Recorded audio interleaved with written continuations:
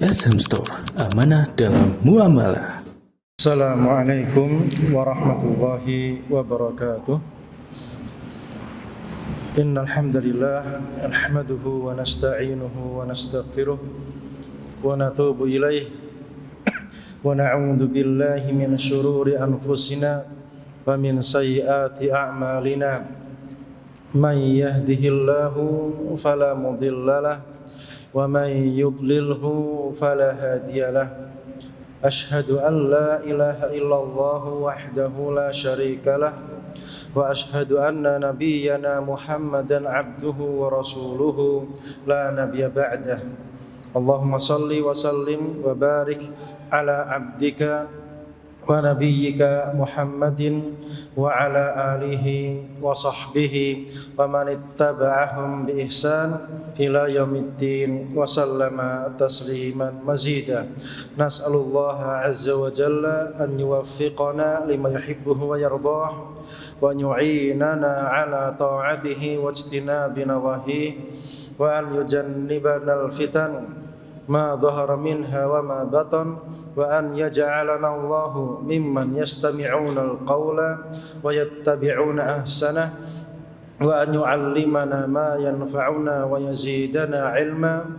Allahumma ya muallima Ibrahim 'allimna, Allahumma ya mufahhima Sulaiman fahimna, Allahumma faqihna fid din wa 'allimna at-ta'wil. Allahumma inna nas'aluka ilman nafi'a wa rizqan thayyiba wa 'amalan mutaqabbala. Ikhwati fillah, azzani Allahu wa iyyakum. Insyaallah pada kesempatan pagi hari ini kita akan belajar sebuah kitab yang insyaallah ini sangat bermanfaat untuk kita, yaitu kitab Khudh Aqidatak, ya. Ambillah akidahmu, ya. Khudh Aqidatak minal kitabi wa sunnati sahihah, dari kitab dan sunnah yang sahihah. Kitab ini berisi beberapa hal terkait dengan akidah umat Islam, haknya Allah atas para hambanya, jenis-jenis tauhid, syarat diterimanya ibadah, kemudian syirik yang besar, jenis-jenisnya, syirik yang kecil, jenis-jenisnya, kemudian tawasul, minta syafaat, jihad, wala dan berhukum, kemudian beramal dengan Quran dan hadis, kemudian isinya sunnah dan bid'ah, kemudian kapan kaum muslimin itu akan menang, ditolong oleh Allah Subhanahu wa taala. Tentunya ini pembahasan yang penting, terutama di zaman kita ini, zaman yang penuh dengan fitnah, di mana manusia dengan mudahnya berubah dalam sekejap.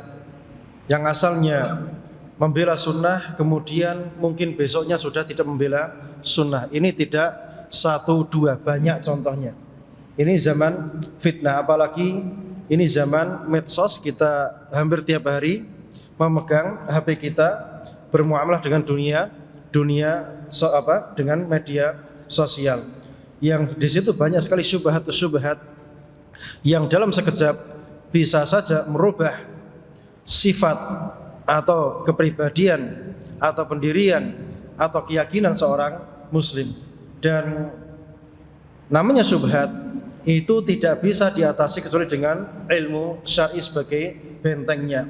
Maka seorang muslim yang dia itu cerdas, dia itu akalnya sehat, maka dia akan berusaha membentengi dirinya dengan ilmu syar'i, terutama masalah akidahnya, karena ini yang paling urgen, yang paling penting. Dan kitab yang sekarang kita pegang ini menjelaskan masalah-masalah akidah yang telah saya sebutkan tadi. Dan metode kitab ini menyebutkan pertanyaan, ya, terkait dengan masalah akidah, kemudian dijawab. Pertanyaan ini jawabannya seperti ini. Jawabannya seperti ini, dalilnya apa? Disebutkan dalilnya dari Quran dan sunnah yang sahih saja, tidak ada yang dhaif. Kalau antum buka kitab tauhid karya Syekh Muhammad bin Abdul Wahab, masih ada hadis yang dhaif di dalamnya. Cuma dalam bermuamalah tetap ada metode dan tata caranya.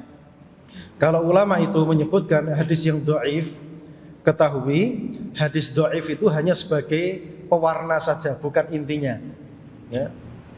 Sudah pernah belajar kitab tauhid? Jadi kitab tauhid disebutkan dalilnya Quran, kemudian sunnah, kemudian hadis dhaif biasanya diletakkan di paling bawah, hanya sebagai pewarna tok, bukan sebagai landasan atau acuan hukum. Karena akidah kita mau tidak mau diambil dari Quran dan sunnah yang sahih, yang dhaif tidak diperbolehkan. Tidak hanya dalam masalah akidah saja, dalam masalah fikih pun sama. Harus apa? Landasannya Quran dan sunnah yang sahih, yang dhaif tidak bisa dijadikan sebagai pedoman beramal. Nah, barakallahu fikum. Fadhal. Iqra. Muqaddimah. Muqaddimah. Bismillahirrahmanirrahim. Sesungguhnya segala puji hanya milik Allah. Kami memujinya, memohon pertolongan kepada-Nya dan memohon ampun kepada-Nya. Kami berlindung kepada Allah dari kejahatan-kejahatan diri kami dan dari perbuatan kami. Barang siapa yang dipuji oleh Allah, maka tidak ada yang dapat menyesatkannya, dan barang siapa yang disesatkannya, tidak ada yang dapat memberi petunjuk. Aku bersaksi bahwa tidak ada ilah yang berhak diibadahi dan benar selain Allah SWT. Tidak ada sekutu baginya, dan aku bersaksi bahwa Muhammad adalah Allah dan Rasulnya. Amma ba'du. Ada beberapa pertanyaan penting dalam masalah akidah yang telah saya jawab dengan menyebutkan dalil-dalilnya yang bersumber dari Al-Quran dan Al-Hadis, sehingga membaca dapat meyakini bahwa itulah jawaban yang benar. Hal ini sangat penting karena kepercayaan dalam tauhid adalah dasar kebahagiaan manusia, baik dalam kehidupan di dunia ini maupun dalam kehidupan mereka di akhirat. Demi Allah, saya mohon kepada Allah agar menjadikan karya tulis ini bermanfaat bagi kaum muslimin, dan saya memohon kepada-Nya agar menjadikan upaya ini ikhlas murni kepada Allah. Muhammad bin Jamil Zainu. Baik. Syekh Muhammad Jamil Zainu rahimahullah ta'ala memulai kitabnya dengan muqaddimah ini, Bismillahirrahmanirrahim. Kemudian dilanjutkan dengan hamdalah atau puji-pujian kepada Allah Subhanahu wa ta'ala. Kemudian dilanjutkan dengan syahadat, aku bersaksi tiada ilah yang berhak disembah kecuali Allah Subhanahu wa ta'ala. Kemudian amma ba'du. Ini adab di dalam memulai sebuah karya tulis. Adabnya bagaimana? Memulainya dengan 4 perkara. Yang pertama, basmalah, Bismillahirrahmanirrahim. Yang kedua, setelahnya adalah hamdalah, puji-pujian kepada Allah Subhanahu wa ta'ala. Yang ketiga, syahadat uluhiyah, yaitu Allah sebagai ilah. Kemudian syahadat risalah, mengakui bahwasanya Muhammad sallallahu alaihi wasallam sebagai utusan Rasul Allah Subhanahu wa ta'ala. Yang keempat, sholawat dan salam kepada Nabi sallallahu alaihi wasallam. Ini 4 adab yang paling sempurna di dalam memulai sebuah karya tulis. Dan ini terjemahan. Yang antum lihat di sini terjemahan. Ya, tulisan asalnya innal hamdalillah nahmadu dan seterusnya, kemudian asyhadu alla ilaha illallah dan seterusnya. Dan di sini Syekh mencukupkan dengan Bismillahirrahmanirrahim, kemudian puji-pujian. Sesungguhnya segala puji hanya milik Allah. Innal hamda lillah. Kemudian aku bersaksi bahwa tiada ilah yang berhak disembah kecuali Allah Subhanahu wa ta'ala. Tidak menyebutkan sholawat. Berarti cuma ada berapa? Ada 3 adab di dalam kitab ini. Itu tidak mengapa dan diperbolehkan. Ini di dalam memulai sebuah karya tulis, memulainya dengan basmalah. Adapun dalam muhadharah seperti ini atau daurah atau kalimat atau menyampaikan pesan, maka dimulai dengan hamdalah secara langsung tanpa dimulai dengan basmalah. Paham ya bedanya? Jadi kalau tulisan itu dimulai dengan basmalah, Bismillahirrahmanirrahim. Adapun ceramah maka dimulai dengan hamdalah tanpa dimulai dengan basmalah. Apa dalilnya?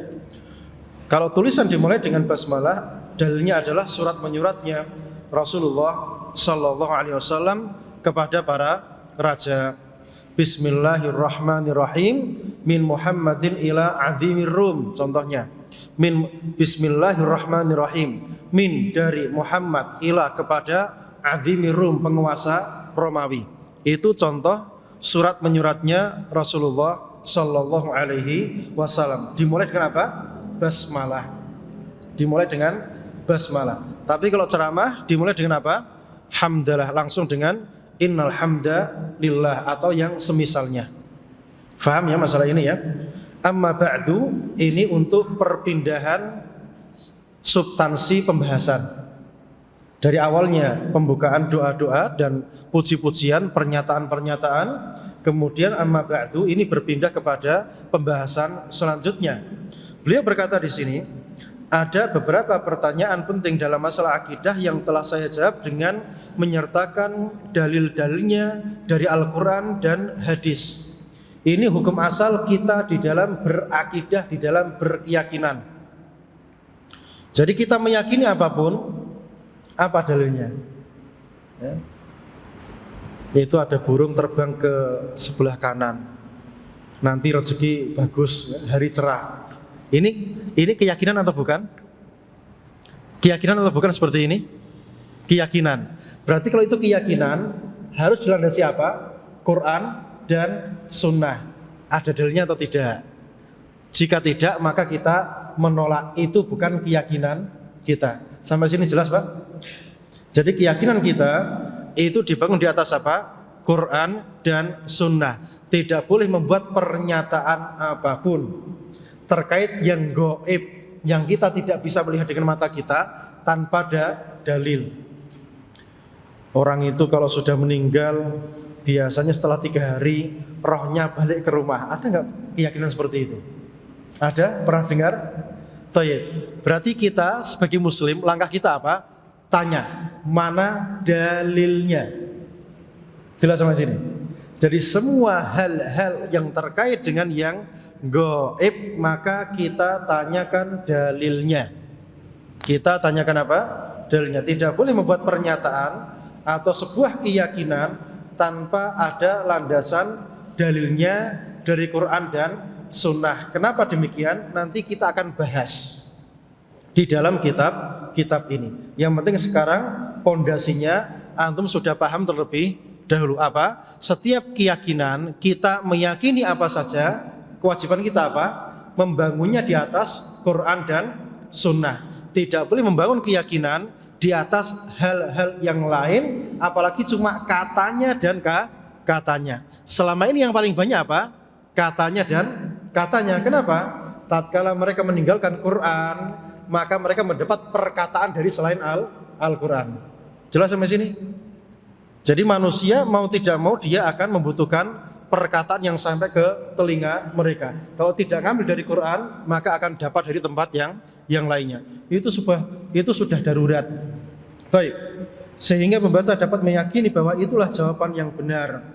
Hal ini sangat penting karena kepercayaan dalam tauhid adalah dasar kebahagiaan manusia baik di dunia maupun di akhirat. Ini sahih. Akidah tauhid, akidah keyakinan yang benar ini sumber kebahagiaan baik saat ini kita hidup di dunia maupun setelah kematian kelak. Sekarang menjadi kebahagiaan. Kenapa? Karena tidak terombang-ambing, hatinya hanya bersandar kepada Allah Subhanahu wa taala. Adapun manusia yang tidak bersandar kepada Allah Subhanahu wa taala, mereka mudah galau. Taraktu fikum amrayni lan tadillu ma in tamassaktum bihima kitabullah sunnatur rasulih. Aku tinggalkan 2 perkara yang dengan itu kalian tidak akan tersesat jika berpegang teguh kepada 2 perkara tersebut, Quran dan sunnah Rasulnya. Berarti ini sumber kebahagiaan manusia. Jika tidak, maka dia akan tersesat. Orang tersesat itu stres atau bahagia? Misal, antum pergi kemana misalnya? Mau jalan-jalan kemana biasanya nanti? Jalan-jalan nanti? Ke pantai Kenjeran. Budal merono tidak kesasar. Bahagia atau senang? Tak tanya. Nek sampean jalan-jalan kesasar bahagia bunga gak karo-karuan atau malah bersedih? Bersedih.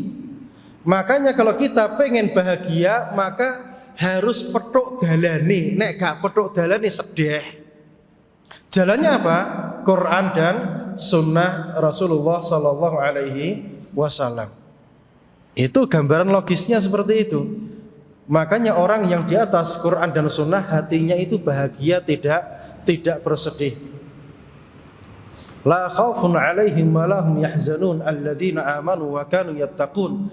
Tidak ada ketakutan dalam diri mereka, tidak ada kesedihan dalam diri mereka. Mereka orang yang beriman dan bertakwa kepada Allah Subhanahu wa taala.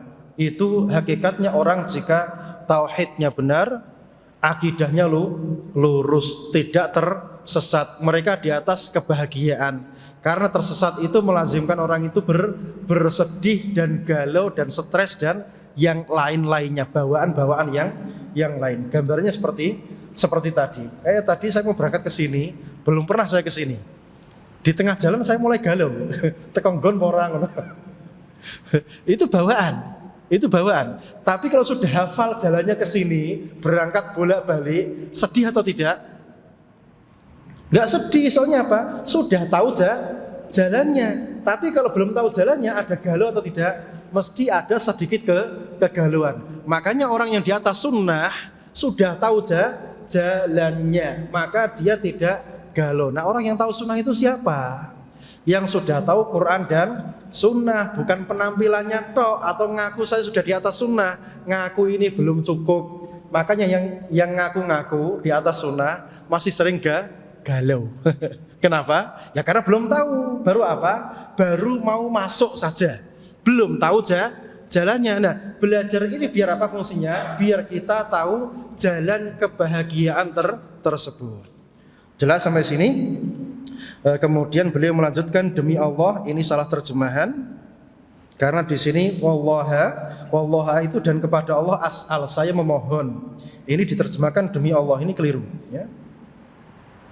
Yang benar langsung saya memohon kepada Allah agar menjadikan karya tulis ini bermanfaat bagi kaum muslimin, dan saya pun memohon kepadanya agar menjadikan upaya ini ikhlas murni karena Allah Ta'ala. Ini adab di dalam menulis sebuah karya tulis, yaitu berharap tulisannya itu lillahi ta'ala, dan itu juga untuk menghancurkan noda-noda ujub yang ada di dalam dada manusia.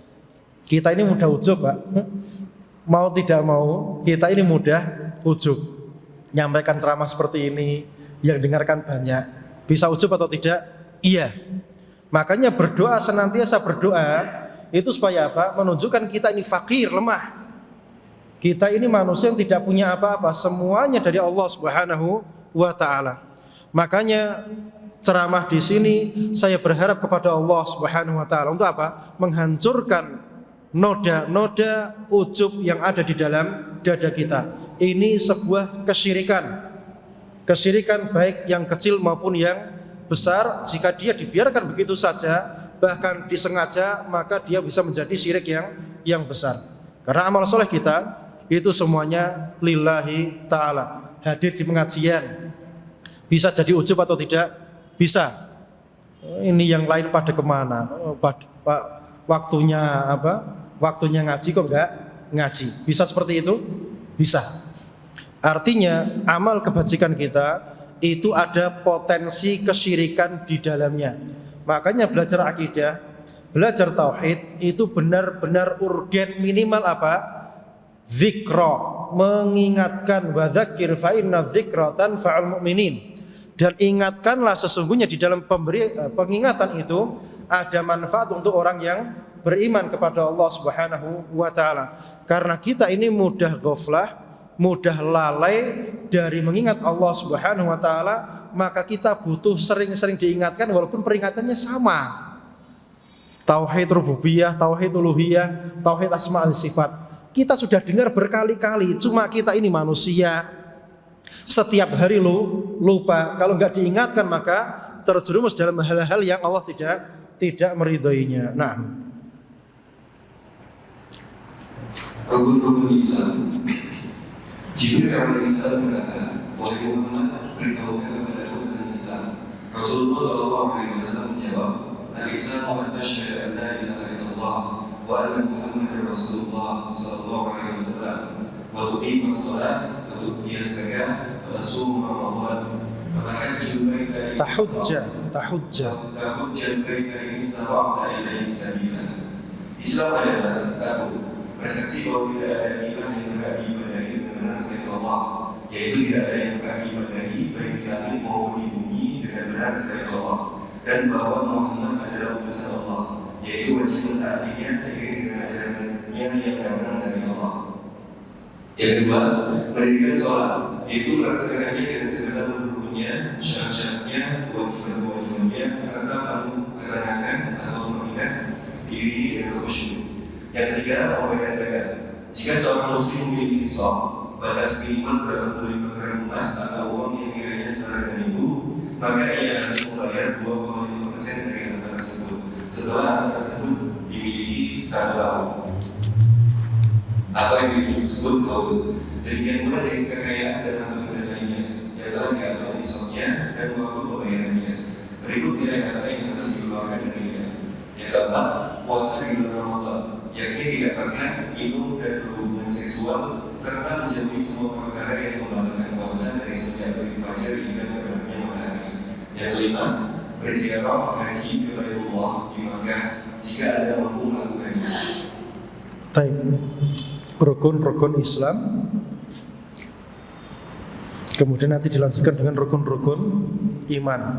Ini adalah agama kita.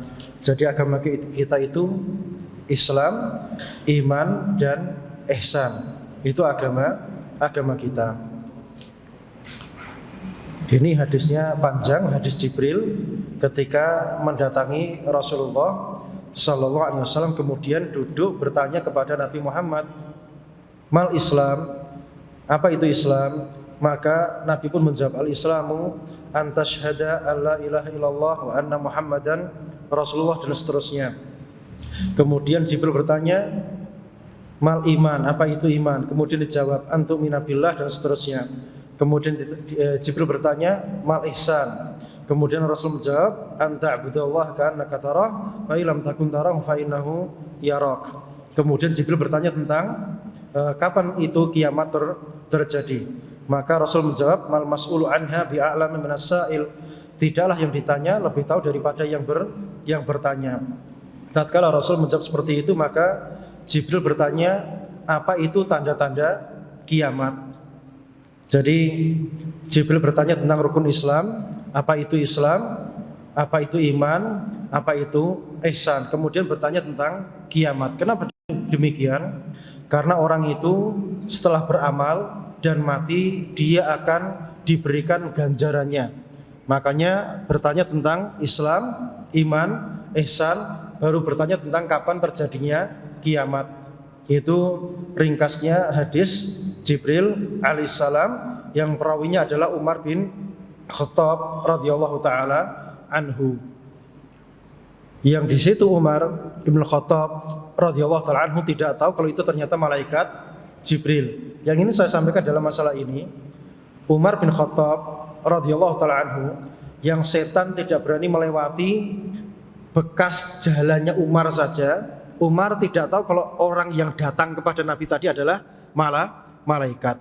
Maka kalau ada orang yang mengklaim dia habis ketemu malaikat, berarti dia apa? Dusta. Sekelas Umar saja nggak tahu kalau itu malaikat. Kok sekarang ada sering yang ngaku-ngaku sebagai wali, dia habis jumpa malaikat, jumpa Nabi Khidir, jumpa gini. Itu cuma pengen fulusnya manusia. Ya, hanya mencari dunia itu, menjual agama Allah demi apa? Demi perkara dunia. Jadi tidak ada manusia seorang pun yang hari ini bisa tahu itu malaikat atau bukan. Jadi kalau ada yang heboh-heboh di TV, ada cahaya putih di atas Ka'bah itu malaikat, itu apa? Cuma cari duit tok, ya. Cuma cari duit. Di Masjid Nabawi ada orang kena cahaya putih kemudian heboh, ya, di dunia maya. Itu jangan-jangan malaikat. Itu cuma cari duit, ya atau tidak? TV-nya laris, kan ada acara kan, dapat duit. Jenengan yang tertipu. Baik, ana lanjutkan. Rukun Islam itu ada berapa? Ada 5 ya. Syahadat, salat, zakat, puasa, dan haji. Ini rukun Islam atau yang dikenal dengan amalan yang dohir. Amalan yang dohir, amalan yang nampak. Adapun rukun iman itu amalan yang batin, amalan yang tidak nampak karena dia ada di dalam apa? Di dalam hati, terkait dengan keyakinan, kepercayaan. Baik. Rukun Islam ada 5, 2 kalimat syahadat. Yang dengan 2 kalimat ini maka orang dikatakan sebagai muslim dan dia menjadi saudara kita. Dan dia menjadi saudara kita. Ini 2 kalimat syahadat. Hanya la ilaha illallah saja masih belum cukup. Harus menyatakan manusia yang namanya Muhammad sebagai Rasulullah. Kalau tidak maka dia belum muslim, masih belum menjadi saudara kita. Apakah ada manusia yang sudah menyatakan la ilaha illallah tapi dia tidak muslim? Jawabannya banyak. Orang-orang Yahudi dan Nasrani zaman itu. Orang-orang Yahudi dan Nasrani zaman itu mereka mengakui la ilaha illallah. Ya atau tidak? Masih bingung. Yahudi dan Nasrani terpecah menjadi berapa? 71 golongan, 72 golongan. Ada di antara mereka yang mereka itu tauhidnya uluhiyah, minta hanya kepada Allah tok. Yang antum tahu kan mereka trinitas kan? Minta sama Allah, minta sama Ruhul Kudus sama siapa? Nabi Isa. Ada firqah seperti itu, ada firqah yang mereka hanya minta kepada Allah Subhanahu wa taala. Itu belum cukup karena apa? Mereka tidak mau mengakui yang namanya Muhammad sebagai Rasulullah. Masih belum menjadi saudara kita. Baik, ini 2 kalimat syahadat. Kemudian rukun Islam yang kedua salat. Rukun yang kedua adalah salat. Maksudnya salat yang menjadi rukun Islam adalah salat 5 waktu. Karena salat duha bukan rukun Islam ya. Salat duha bukan rukun Islam. Salat tarawih bukan rukun Islam. Salat witir bukan rukun Islam. Yang rukun Islam apa? Salat 5 waktu. Jelas? Ini yang rukun Islam. Yang ketiga zakat. Zakat ada berapa? Zakat ada berapa macam? 1. Zakat apa? Zakat fitrah. Ini yang paling dihafal manusia. Yang kedua, zakat apa? Zakat mal. Yang rukun Islam yang mana? Zakat fitrah atau zakat mal? Zakat mal atau zakat fitrah? Bingung. Lah masa rukun Islamnya saja nggak tahu yang mana? Yang mana? Mal atau fitrah? Loh ada yang fitrah, ada yang mal. Ini rukun Islam kita sampai hari ini belum tahu gimana. Yang rukun Islam yang zakat mal. Zakat fitrah itu wajib tapi dia bukan rukun Islam. Jelas sampai sini? Kayak sholat tadi ya, ada sholat Id, ada sholat istisqa, ada gini-gini. Yang rukun Islam yang sholat 5 waktu. Zakat ada 2, fitrah dan zakat mal. Yang rukun Islam adalah zakat mal, zakat harta. Nah, terus ngono. Zakat mal itu apa? Ada berapa bagian? Ayo dijawab. Zakat mal itu ada berapa? Ini rukun Islam kita, rukun Islam ini. Jadi pondasi agama kita. Zakat mal ada berapa? Ada berapa? Ada 1, ada 2, ada 3, ada 4, ada 5. Pilih salah satu. A, B, C, D, E. Yang mana? Ada berapa zakat mal? Zakat mal itu ada zakat duit yang pertama. Yang kedua, zakat peternakan. Yang ketiga, zakat pertanian.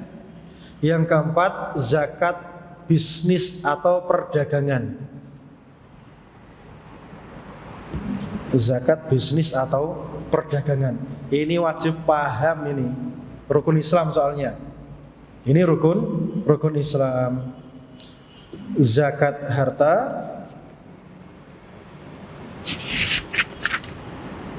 zakat pertanian, zakat peternakan, dan zakat perdagangan.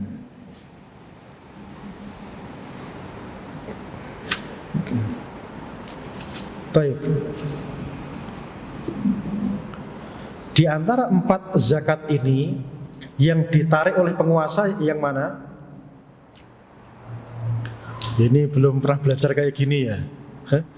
Kan zamannya Nabi, kan Nabi sering ngurus apa? Ngurus utusan untuk ngambil zakat. Yang diambil itu zakat apa?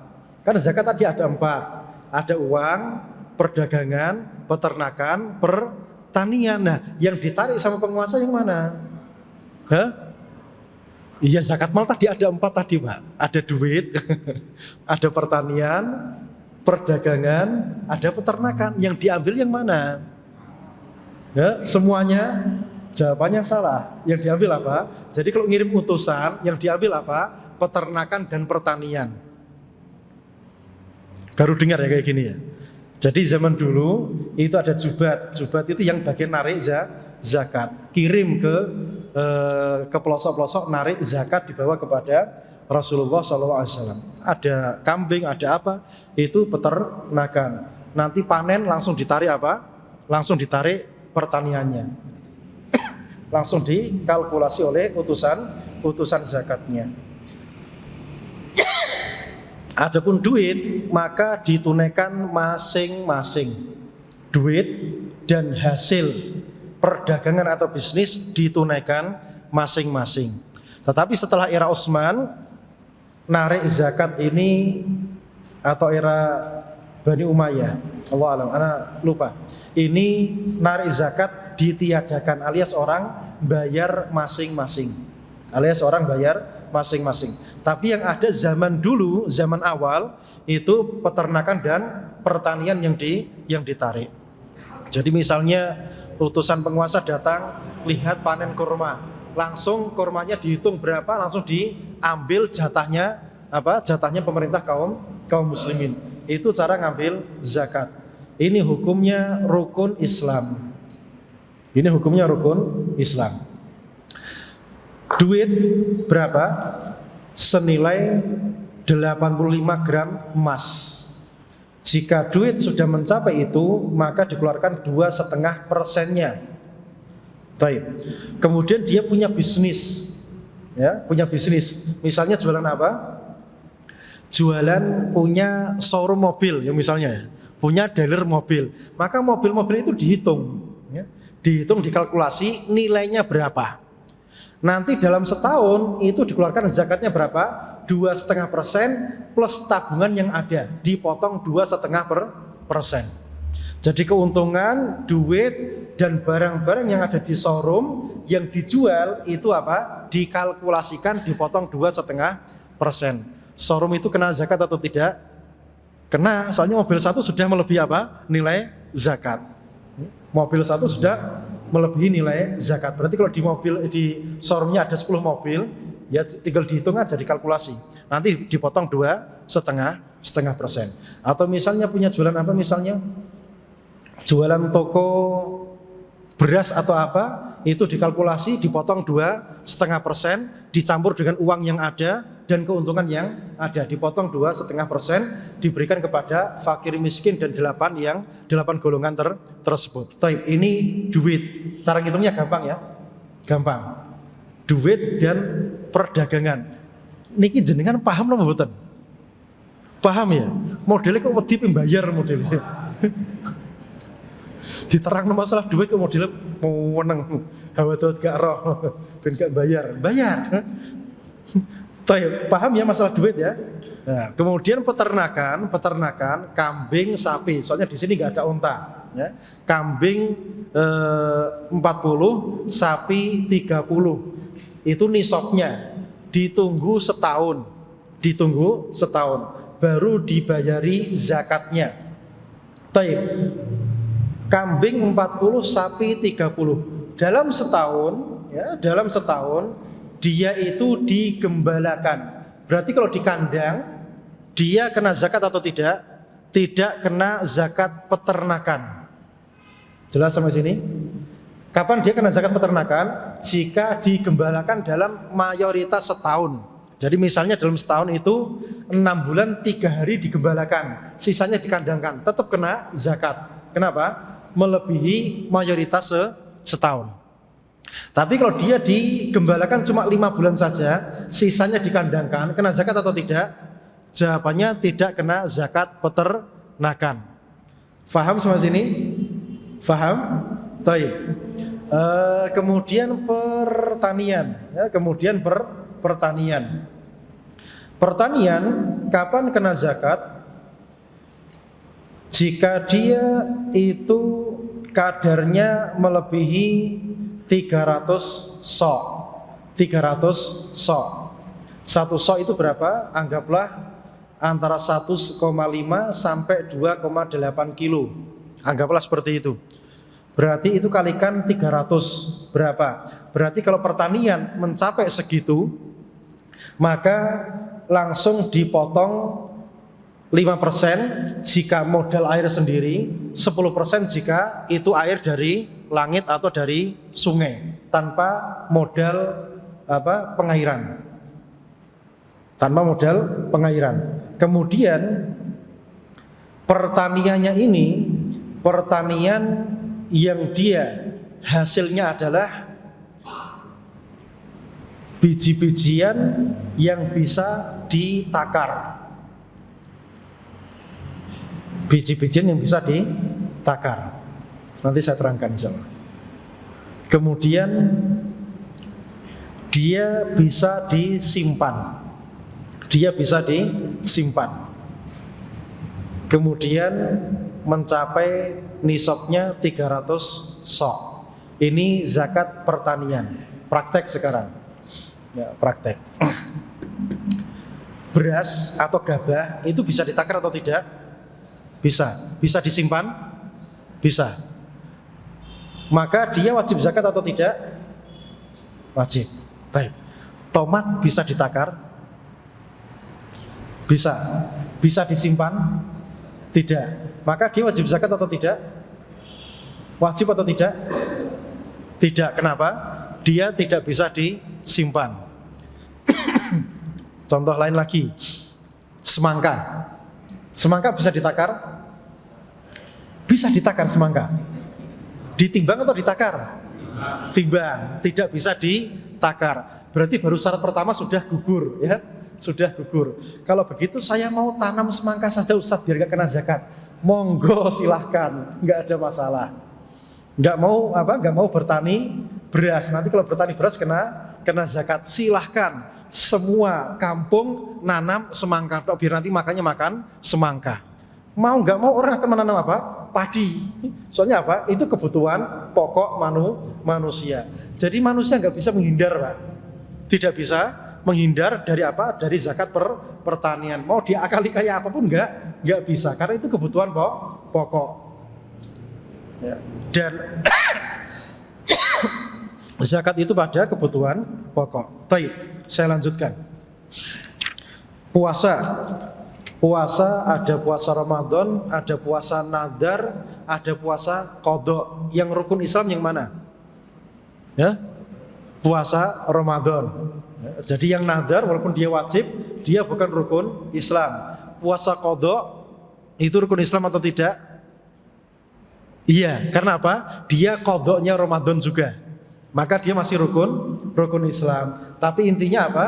Puasa Ramadannya. Kemudian haji ini jelas, haji ke Baitullah pada bulan Dzulhijjah mulai tanggal 8 sampai tanggal 13. Berarti kalau berhaji di luar tanggal ini maka tidak sah. Alias ini orang tidak waras. Naam. Rukun iman. Jibril berkata, kemudian dijelaskan pula tentang iman. Maka Rasulullah SAW menjawab, untuk billah, memandangkan diri, berkutubihi, berusulihi, wal yaumil akhir, untuk Iman adalah percaya kepada yang pertama Allah, yakni meyakini dan sesungguhnya bahwa Allah adalah Tuhan pencipta yang berhak diibadahi dengan benar, dan bahwa Dia memiliki nama-nama dan sifat-sifat sempurna yang layak baginya, dan tidak ada satu makhluk pun yang menyerupainya. Allah Ta'ala berfirman, "Laisa kamitslihi syai'." Tidak ada sesuatu pun yang serupa dengan Dia. Quran Surat Asy-Syura ayat 11. Para malaikatnya, yaitu bahwa mereka diciptakan dari cahaya dan mereka melaksanakan segala perintah Allah, dan bahwa kita tidak dapat melihat mereka. Ketiga, kitab-kitabnya, yaitu Taurat, Injil, Zabur, dan Al-Quran yang menghapuskan semua kitab sebelumnya.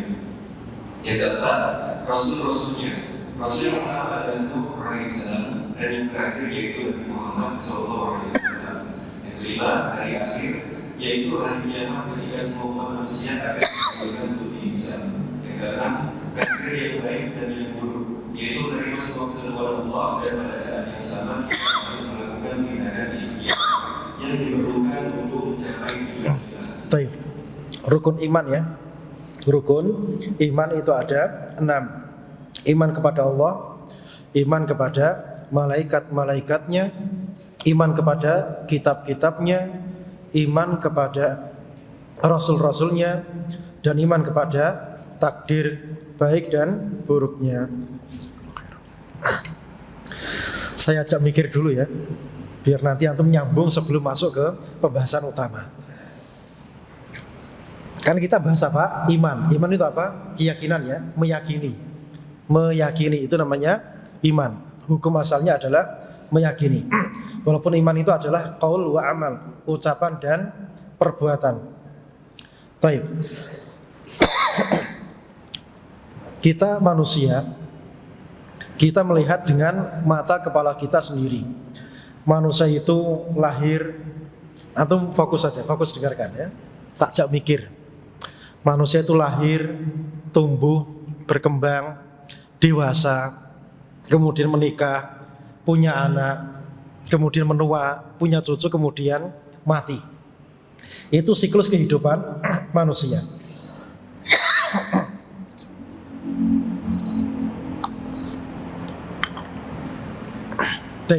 Itu siklus kehidupan manusia.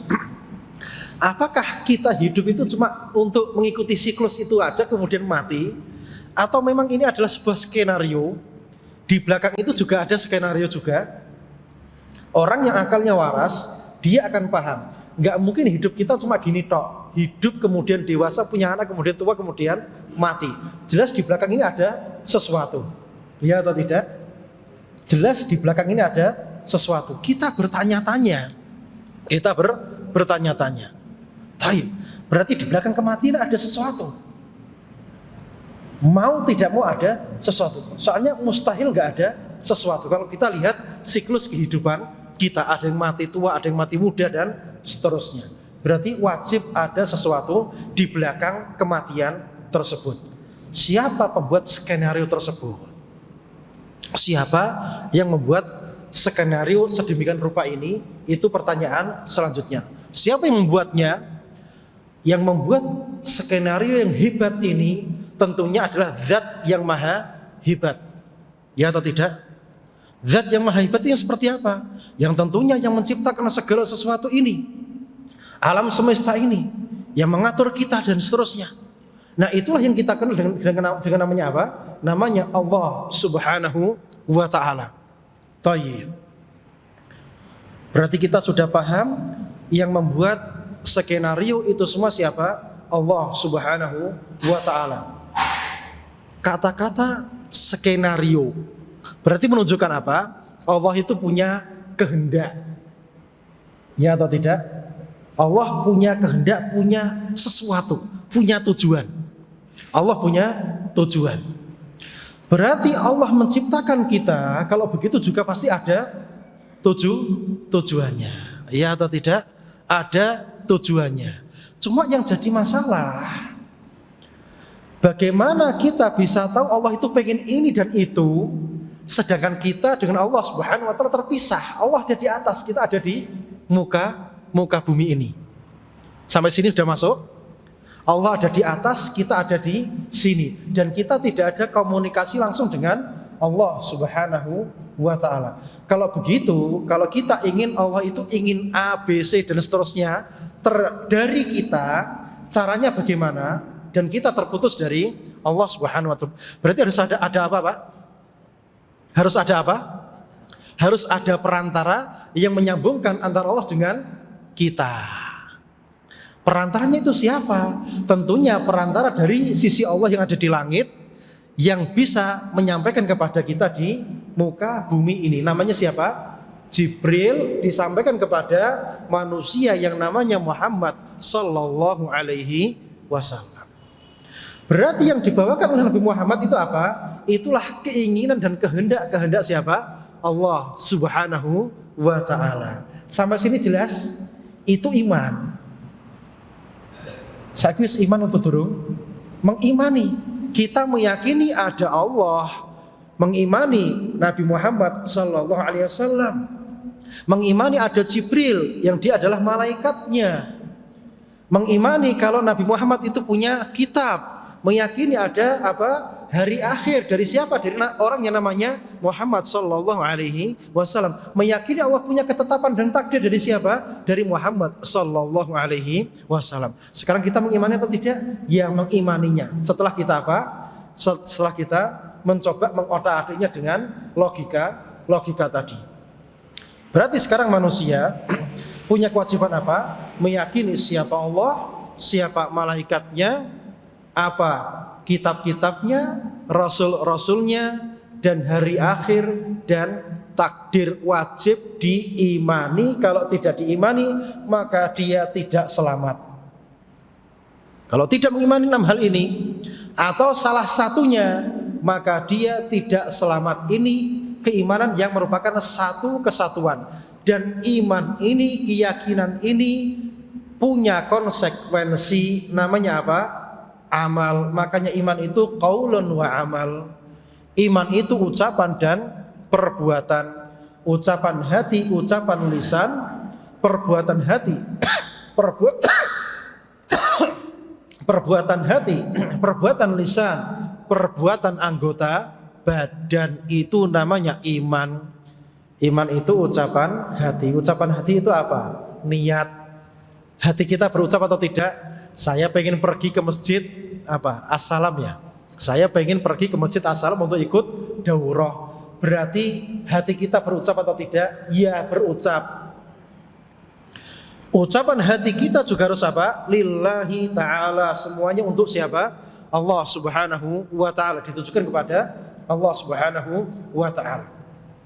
Ucapan lisan kita, kata-kata yang baik, subhanallah, walhamdulillah, dan seterusnya, ini juga bernilai ibadah, ditujukan lillahi ta'ala. Jika ucapan kata-kata yang tidak baik, maka tidak dapat pahala. Perbuatan hati seperti apa? Khauf, takut, roja, berharap, tawakal, dan seterusnya, lillahi ta'ala.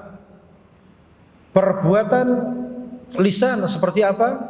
Perbuatan lisan, zikir, tilawah, baca Quran, syahadat, doa, ini perbuatan lisan kita.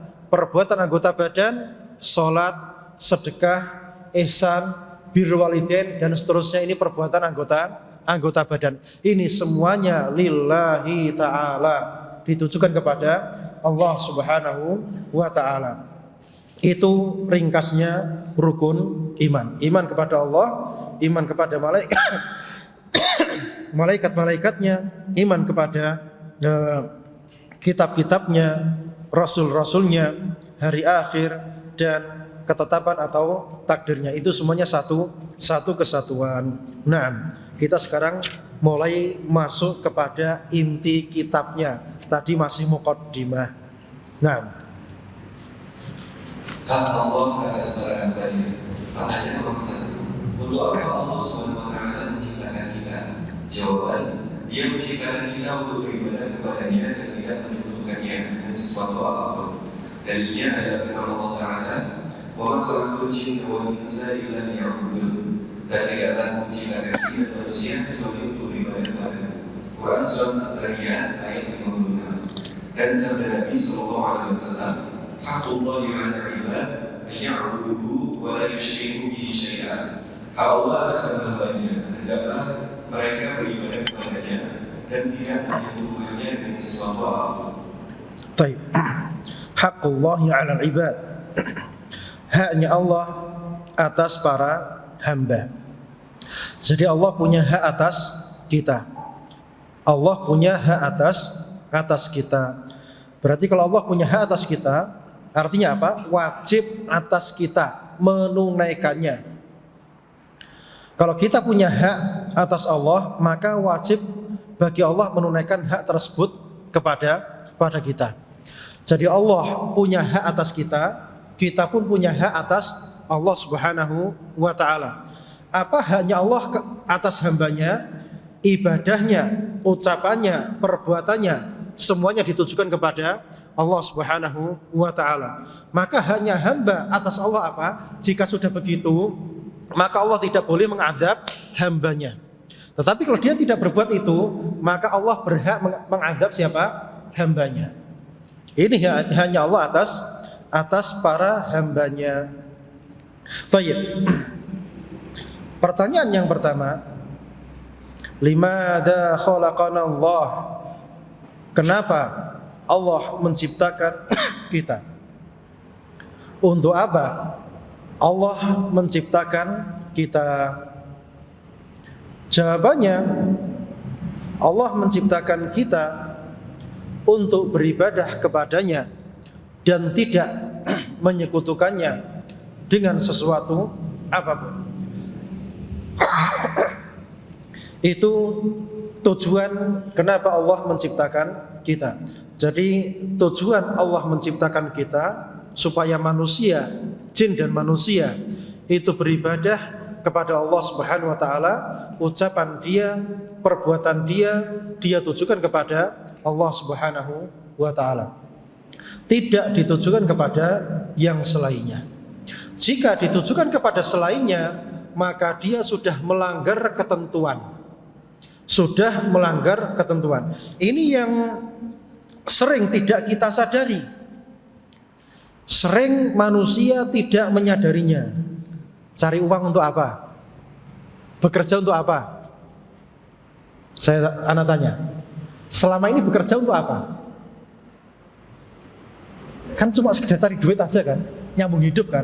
Kenapa tidak dijadikan lillahi ta'ala? Di mana niatannya? Padahal itu perbuatan. Seharusnya apa? Ditujukan lillahi ta'ala, bukan untuk perkara-perkara yang selainnya. Cari duit ibadah atau tidak? Cari duit itu ibadah atau tidak, Pak? Ibadah. Kenapa ibadah? Nah, kenapa dia ibadah? Ya karena ada perintahnya dari Allah Subhanahu wa taala. Fa idza qudiyatis sholatu fantashir fil ardi wabtaghu min fadlillah. Kalau selesai sholat keluar, cari rezeki Allah, cari kelebihan dari siapa? Allah Subhanahu wa taala. Berarti mencari rezeki itu ibadah atau tidak? Ibadah atau tidak? Iya, dia ibadah yang sering dilupakan kalau dia ibadah. Jadi orang cari rezeki, cari duit, ya pokoknya apa? Ya cari duit gitu aja. Lupa kalau itu ada nilai ibadahnya, nilai pahalanya dari Allah Subhanahu wa taala.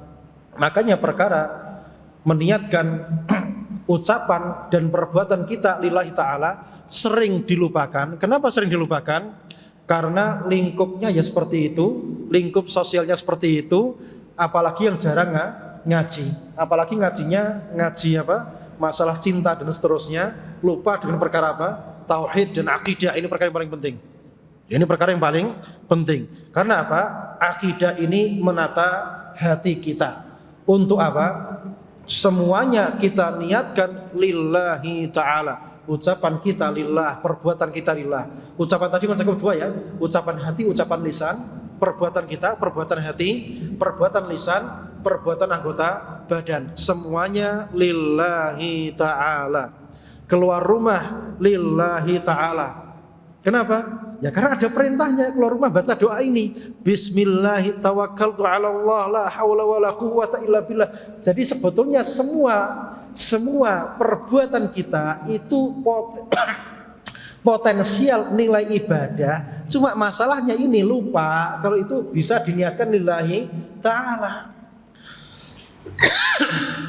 Jadi kita diciptakan itu untuk beribadah kepada Allah Subhanahu wa taala. Kapan kita beribadah? Semenjak mata ini terbuka. Kalau mata tertutup maka tidak ada kewajiban ibadah. Orang tidur ada kewajiban ibadah? Orang tidur ada kewajiban ibadah? Dapat pahala orang tidur itu? Tidak. Kapan dia dapat pahala? Kalau matanya sudah terbuka. Alhamdulillahilladzi ahyana ba'dama amatana wa ilaihi an-nusur. Dapat pahala. Bangun, kemudian datang ke kamar mandi, kemudian baca doa lagi, Allahumma inni a'udzubika minal khubuthi wal khaba'ith, kemudian berwudu bismillah, kemudian kembali, kemudian pakai baju, baca doa, alhamdulillahilladzi kasani hadza wa razaqanihi min ghairi haulin minni wala quwwah, kemudian Allahu akbar, takbir 2 rakaat. Untuk hidup kita sebetulnya ibadah sebetulnya. Cuma manusia banyak yang tidak menyadarinya. Hakikat hidup dia untuk apa dia tidak tahu. Ya karena saking jauhnya dari Quran dan Sunnah. Makanya sekali lagi Anda sampaikan, hakikatnya Sunnah itu bukan penampilan saja, tetapi apa? Mempelajarinya, kemudian mengamalkannya, kemudian mendakwahkannya, kemudian sabar di atas perkara ini sampai hatta ya'tiyakal yakin. Sampai yakin menjemput dia, kematian menjemput dia. Kalau sudah mati maka sudah yakin yang awalnya belum yakin. Sekarang yakinnya itu yakin percaya saja atau melihat dengan mata sendiri? Masih belum melihat. Tapi kalau sudah mati melihat atau tidak? Akan melihat malaikat datang. Langsung melihat kan? Langsung melihat dengan matanya sendiri. Tapi sekarang hanya kabar-kabar saja. Nanti ada begini, baru meyakininya tok, belum melihat dengan matanya sendiri. Nanti kalau sudah mati sudah langsung dengan matanya melihat dengan kenyataan langsung. Jadi untuk apa Allah menciptakan kita?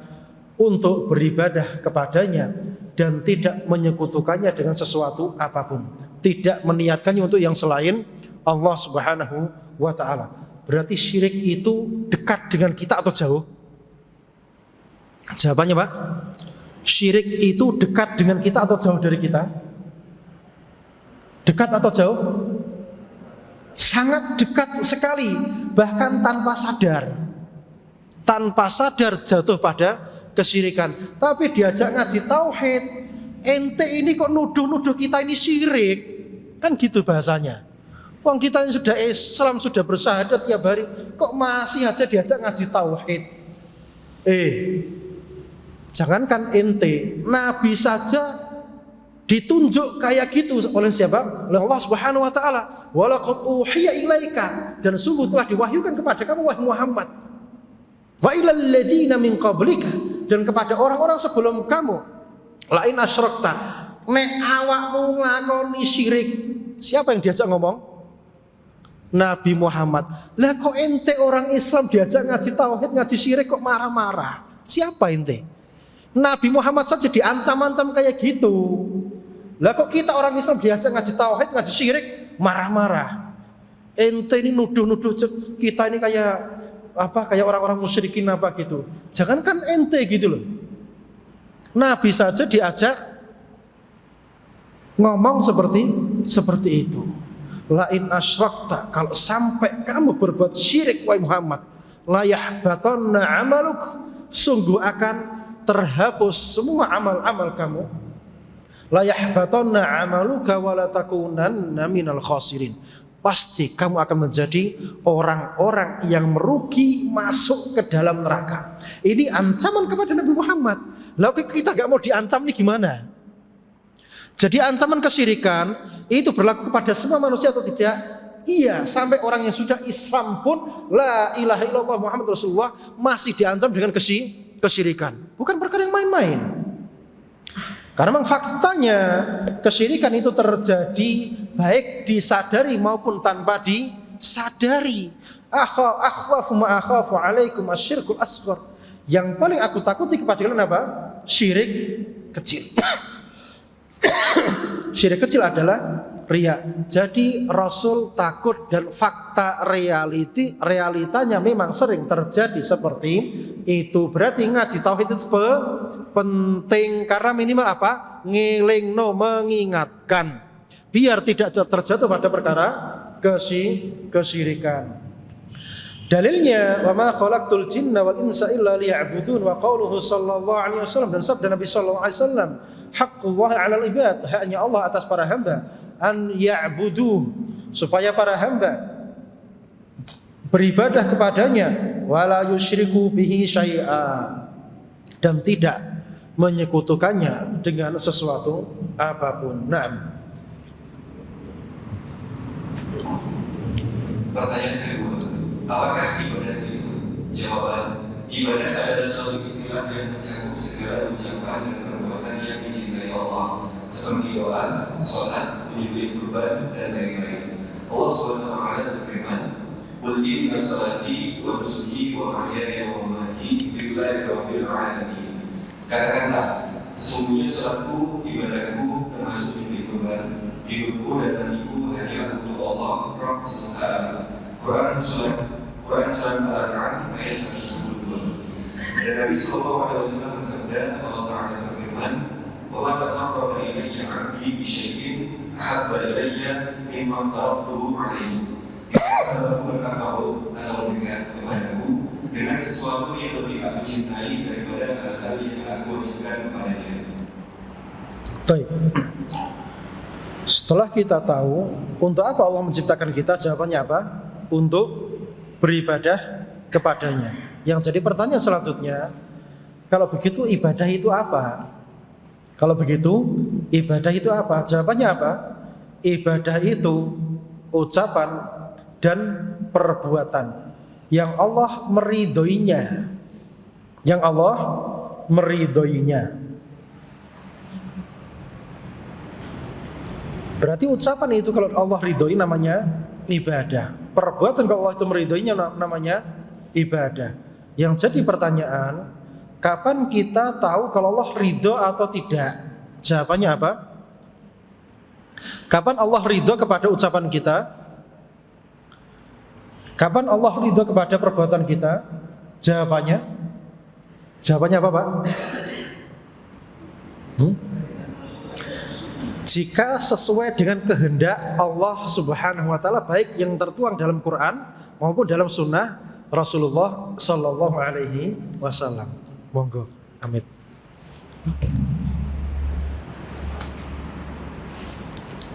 Baik. Jadi kita tahu kita diciptakan untuk beribadah kepada Allah Subhanahu wa taala. Dan ibadah itu adalah ucapan dan perbuatan. Asal itu diridhoi maka dia jadi ibadah.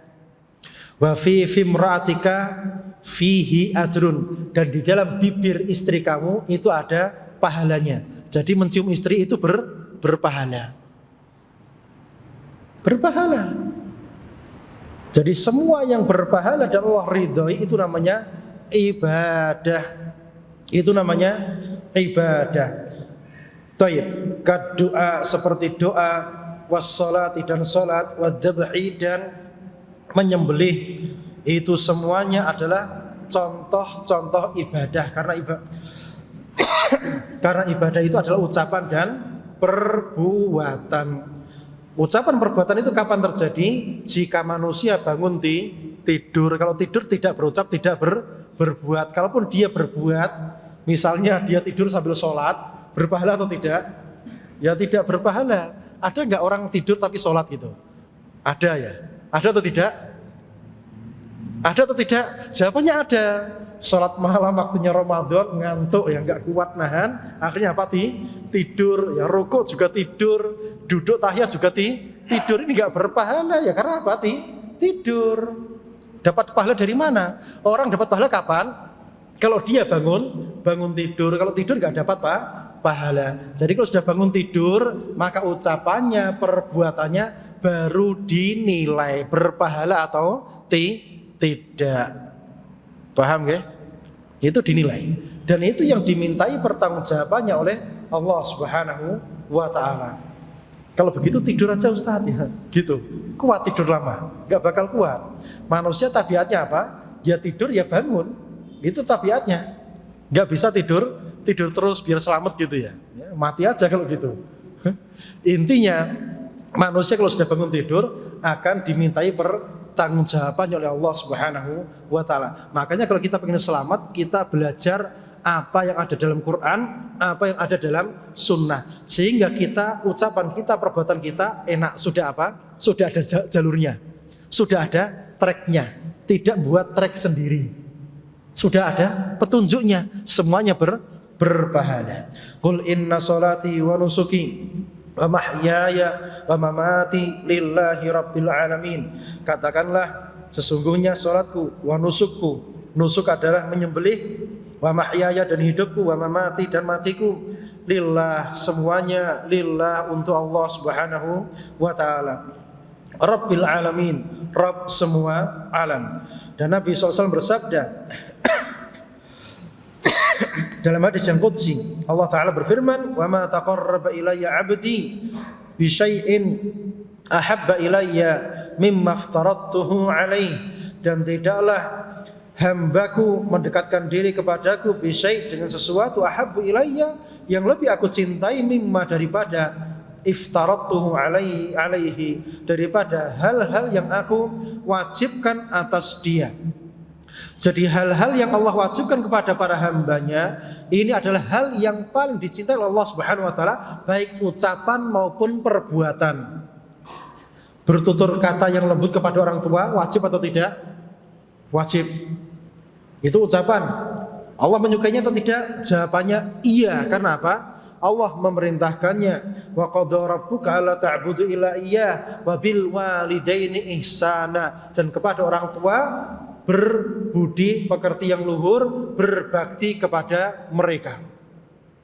Berarti ini semuanya, ucapan dan perbuatan itu bernilai pahala.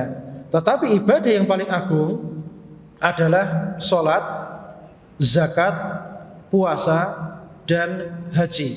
Itu yang paling agung karena hubungannya langsung dengan Allah Subhanahu wa taala. Manusia berbakti kepada orang tuanya tapi tidak sholat, tidak bermanfaat. Tidak bermanfaat. Jadi ini ibadah yang inti, yang langsung kepada Allah Subhanahu wa taala. Makanya diletakkan di awal, sholat, baru menyembelih, baru apa? Hidup dan matiku semuanya lillahi rabbil alamin. Nah. Pertanyaan ketiga, bagaimana ibadah Allah?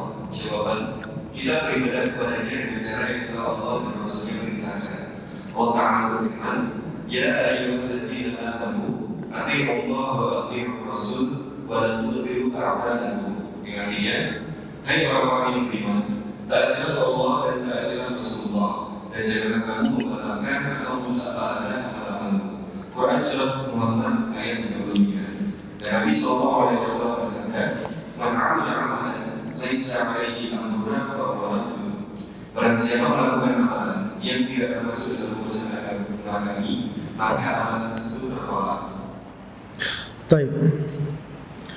Setelah kita tahu kita diciptakan oleh Allah Subhanahu wa taala untuk beribadah kepadanya, dan kita tahu ibadah itu ya ucapan dan perbuatan. Kapan terjadi ucapan dan perbuatan? Jika manusia itu bangun dari tidurnya.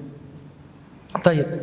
Yang jadi pertanyaan berikutnya, kalau begitu ucapan perbuatan bagaimana yang kita tujukan kepada Allah Subhanahu wa taala? Bagaimana cara beribadah kepada Allah Subhanahu wa taala? Kan kita diciptakan untuk beribadah kepada Allah, dan ibadah itu semua ucapan dan perbuatan yang Allah ridhoi. Bagaimana caranya? Bagaimana caranya? Jawabannya bagaimana? Ya caranya beribadah kepada Allah Subhanahu wa taala sebagaimana yang Allah perintahkan dan nabinya kabarkan. Seperti itu. Jika di luar itu, maka itu namanya bukan ibadah, walaupun orang itu menganggap itu sebagai ibadah.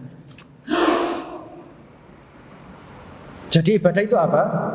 Ibadah dikatakan ibadah jika ada SK-nya, ya, bahasa kita ada SK-nya dari Allah dan dari Rasulnya. Jika tidak ada, maka dia bukan ibadah walaupun dianggap ibadah. Sekarang orang anggap maulid itu berpahala, tahlilan itu berpahala. Berpahala atau tidak? Itu ibadah atau tidak? Mereka menganggap itu ibadah, tapi dia bukan ibadah karena di luar konteks perintah Allah dan perintah Rasulnya. Mau bertahan kayak apapun, mempertahankannya kayak apapun, mati-matian, tetap dia bukan ibadah. Kenapa demikian? Seperti tadi yang ana sampaikan kepada antum, Allah itu punya kehendak kepada kita. Cuma Allah ada di atas arsy, jauh dari kita. Dan Allah punya kehendak, dan kita ingin tahu kehendaknya Allah seperti apa. Dari mana kita bisa tahu? Dari utusannya, utusan langit, malaikat Jibril turun ke bumi menjumpai utusan bumi, yaitu Nabi Muhammad sallallahu alaihi wasallam, yang mengabarkannya kepada para sahabatnya yang sampai kepada kita pada hari ini. Berarti kalau ngambil tata cara dari luar orang yang namanya Muhammad sallallahu alaihi wasallam, maka diterima atau tidak? Jawabannya tidak. Walaupun semua orang menganggap itu ibadah berpahala, jawabannya tidak berpahala. Oh, ini ada dalam kitab ulama ini, maulid itu boleh. Ada atau tidak? Ada. Mereka pakai pancalan kata-katanya ulama katanya. Kan kewajiban kita itu ta'adzim kepada ulama, ngikuti ucapan ulama, ya atau tidak? Kita wajib mengikuti ucapan ulama atau tidak? Wajib atau tidak, Pak, jawabannya? Wajib mengikuti ucapan ulama atau tidak? Kata mereka wajib. Kenapa? Al ulama waratsatul anbiya, ulama itu pewarisnya para nabi. Kita katakan iya, kita wajib mengikuti ucapan para ulama. Kenapa? Karena mereka pewaris para nabi. Berarti yang kita taati apa? Warisannya, bukan yang di luar warisannya. Jelas? Berarti kalau ucapan itu bukan warisan nabi, kita ikuti atau tidak? Tidak sehebat apapun ulama itu. Jelas sampai sini? Jadi mengatakan maulid itu boleh, ini khilaf dan seterusnya, diterima atau tidak? Tidak. Kenapa? Karena tidak bersumber dari Nabi Muhammad sallallahu alaihi wasallam. Jelas? Contoh, kunut subuh. Ada pembahasan kunut subuh?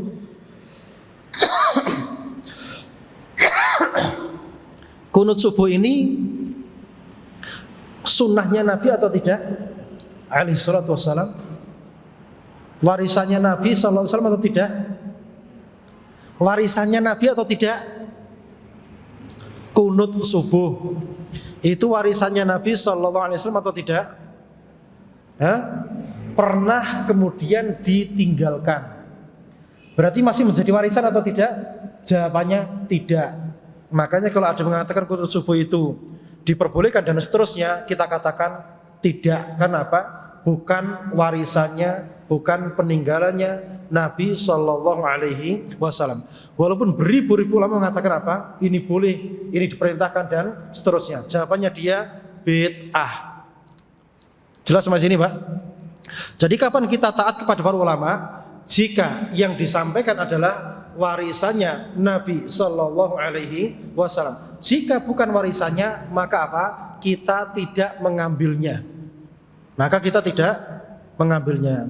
Jelas sampai sini, ini kaidahnya. Ini kaidah penting. Jadi kita wajib tunduk patuh kepada para ulama, tapi ketundukan kita kepada mereka sifatnya taba', sifatnya ngikuti. Itu bagian dari warisan atau tidak? Jika bukan bagian dari warisan, maka tidak diikuti, kita tidak mentaatinya. Ini kaidah yang sangat jelas. Karena status para ulama adalah warasatul anbiya, pewarisnya para nabi. Baik. Jadi bagaimana kita menyembah Allah? Bagaimana kita beribadah kepada Allah Subhanahu wa taala? Jawabannya sebagaimana yang Allah perintahkan dan Rasulnya perintahkan. Apa dalilnya? Ya ayyuhalladzina amanu atii'ullaha wa atii'ur rasul. Wahai orang-orang yang beriman, taatlah kalian kepada Allah dan taatlah kalian kepada Rasulnya. Wala tubtilu a'malakum. Dan jangan kalian membatalkan amal-amal ibadah kalian. Jangan kalian membatalkan amal-amal kebajikan kalian, entah dengan kesyirikan, entah dengan bid'ah, entah dengan kemaksiatan. Itu bisa menggugurkan, membatalkan amal kebajikan manusia.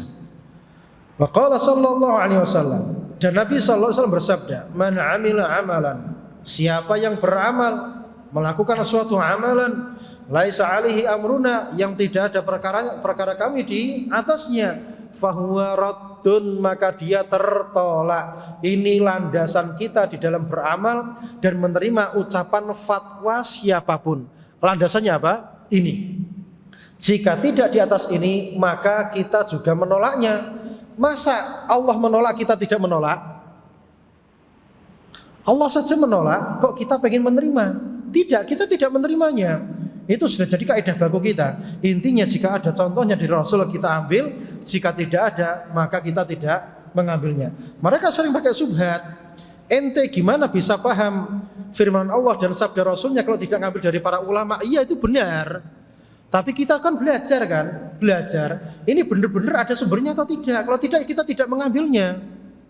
Makanya para ulama itu mengklasifikasikan, ada hadis yang sahih, ada hadis yang dhaif. Kenapa? Ya biar kita ngambilnya yang benar-benar dari siapa? Dari Rasulullah Shallallahu Alaihi Wasallam. Tidak asal mengambil dan diamalkan begitu saja. Nah, pertanyaan keempat, haruskah kita beribadah kepada Allah dengan rasa takut atau khauf dan harapan ya, dan kita beribadah kepada Dia. Allah Ta'ala berfirman menggambarkan orang-orang mukmin, yad'una rabbahum khaufan wa tama'an. Mereka selalu berdoa kepada Rabbnya dengan penuh rasa takut dan harap. Quran surah As-Sajdah ayat 16. Dan Nabi SAW bersabda kepada seorang pemuda, "Kaifa tasna'u ya ibn akhi idza shallaita?" Apa yang kamu berbuat untuk keponakanku jika kamu salat? Maka pemuda itu menjawab, "Saya meminta surga kepada Allah dan saya memohon perlindungan kepadanya dari neraka." Jadi kita diperintahkan beribadah kepada Allah Subhanahu wa taala, dan bagaimana caranya? Sesuai perintah Allah dan sesuai perintah Rasulnya. Jika tidak ada perintahnya maka kita tidak melakukannya. Kita tidak keluar modal dan seterusnya. Apakah kita beribadah kepada Allah Subhanahu wa taala dengan rasa takut dan berharap? Jawabannya iya. Karena ada manusia mengatakan kita beribadah kepada Allah Subhanahu wa taala hanya cari apa? Cari ridhonya saja, tidak mencari surganya dan tidak pula takut karena akan azabnya. Pernah dengar kata-kata seperti itu? Pernah dengar? Sering dan banyak tersebar di mana-mana. Anak kasih gambaran gini ya. Ada kuli disuruh kerja di sini, ya. Kerjanya semangat, ya. Kerjanya semangat, cari mukanya majikannya, ya. Cari muka. Habis itu dia pergi begitu saja, nggak digaji. Mau atau tidak? Mau atau tidak? Dia etos kerjanya tinggi, cuma cari apa? Cari mukanya majikannya. Habis itu udah pergi gitu aja. Logis kayak gitu? Ente mau kayak gitu? Yang kerja nyoteng-nyoteng ini mau kayak gitu? Mau? Habis kerja pergi nggak ada gajinya gitu, mau? Nggak ada yang mau. Namanya orang kerja itu apa? Butuh imbalan, ya, butuh gaji dan seterusnya. Ya kalau ada orang seperti itu ya kita butuh banyak itu. Itu super ikhlas kayaknya ya. Melebihi ikhlasnya orang ikhlas kayaknya itu. Itu nggak masuk akal sama sekali. Sampai dia sendiri pun disuruh kayak gitu mau atau tidak nggak bakalan mau. Pasti cari apa? Cari imbalan. Namanya orang kerja. Dan kita ini bekerja untuk siapa? Allah Subhanahu wa taala. Ibaratnya cari muka gitu loh. Cari wajahnya Allah Subhanahu wa taala dan butuh imbalan juga. Imbalannya apa? Surga. Sudah paham?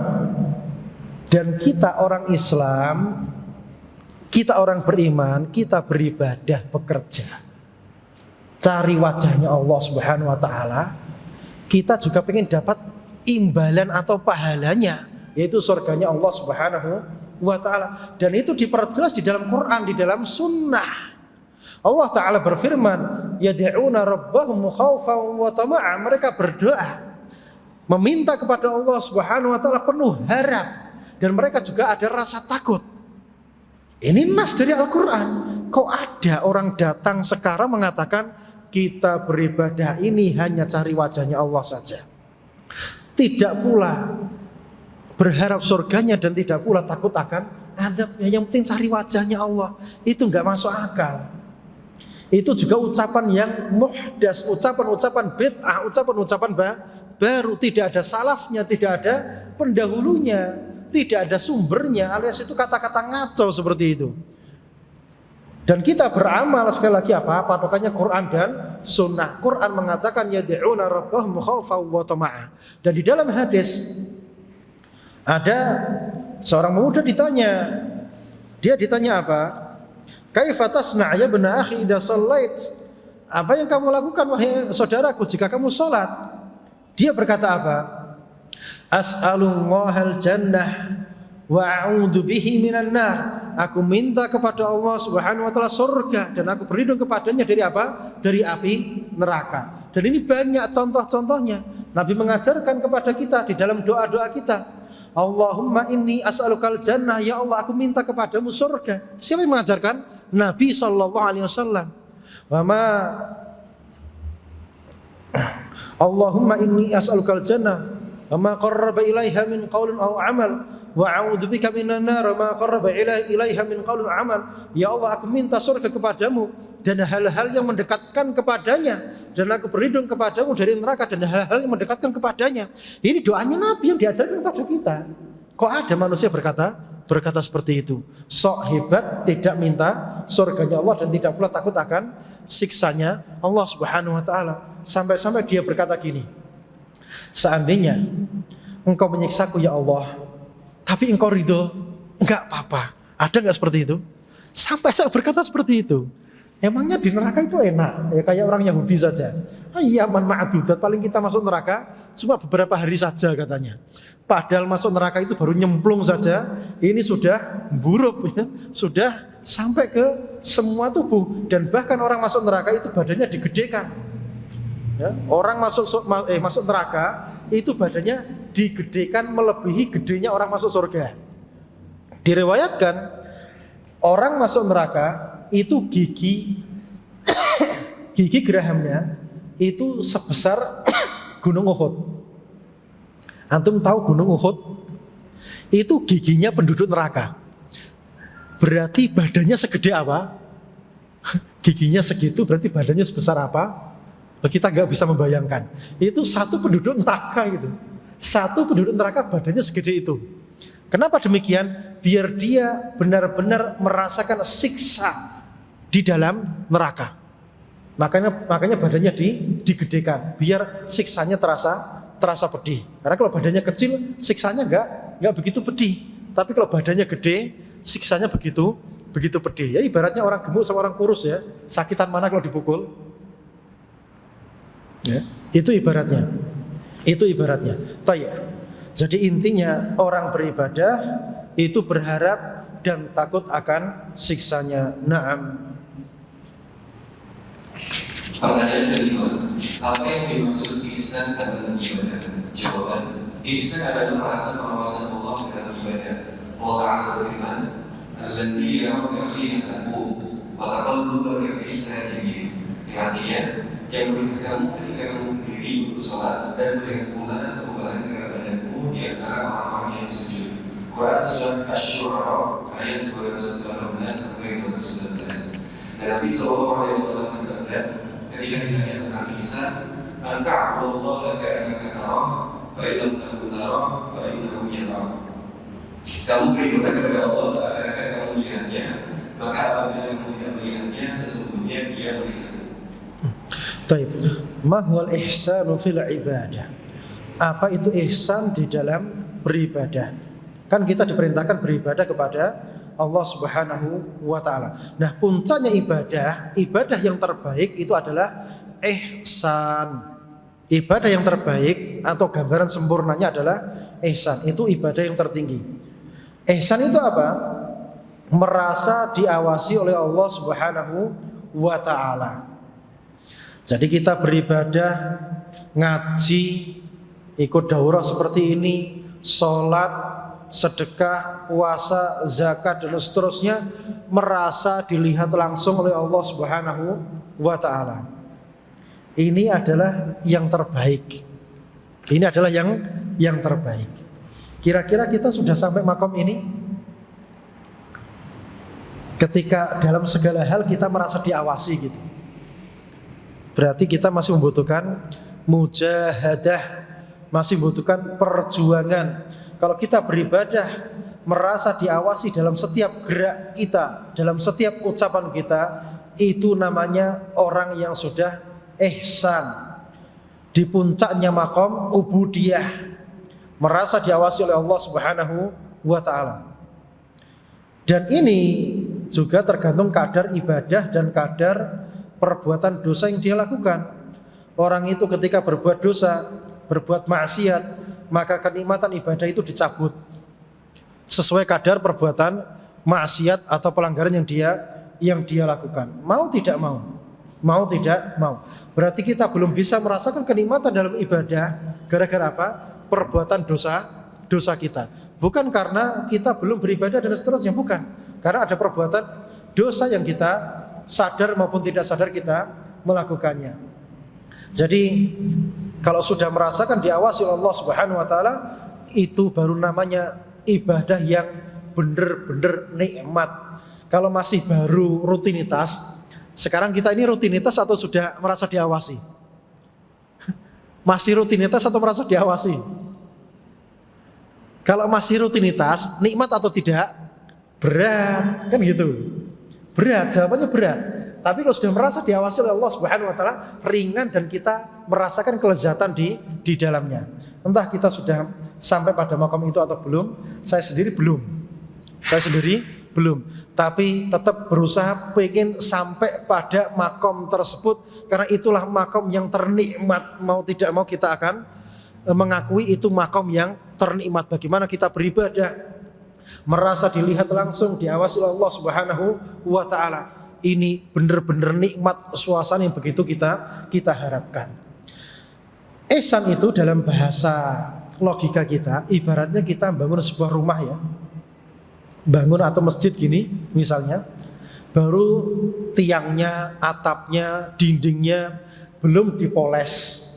Ini belum ihsan. Tapi kalau sudah selesai total kayak gini namanya apa?